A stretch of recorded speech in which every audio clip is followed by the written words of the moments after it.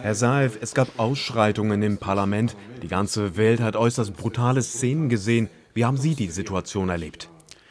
Wir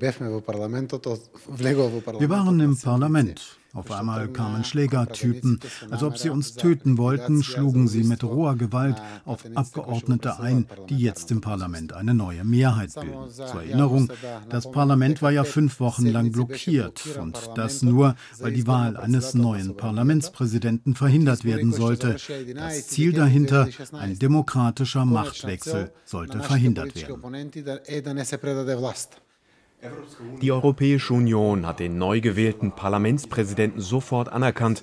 Was kann die EU aus Ihrer Sicht noch mehr tun? Ohne die Hilfe der EU wäre Mazedonien wohl in einer noch tieferen Krise. Daher bitte ich die EU, sich von Mazedonien nicht abzuwenden. Wir sind ja EU-Beitrittskandidat und brauchen hier die Unterstützung.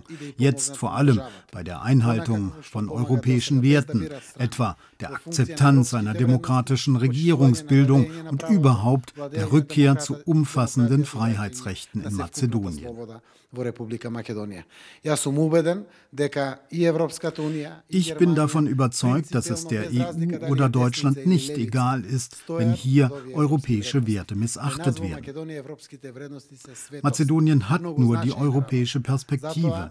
Europa muss uns in dieser aktuell schwierigen Situation helfen.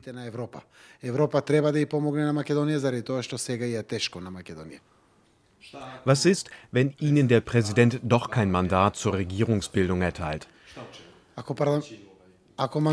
Sollte sich Präsident Ivanov weiter weigern, dann bin ich mir sicher, werden wir das Mandat trotzdem bekommen. Erst einmal finde ich, ist es die Pflicht unseres Staatsoberhaupts, uns den Regierungsauftrag zu erteilen.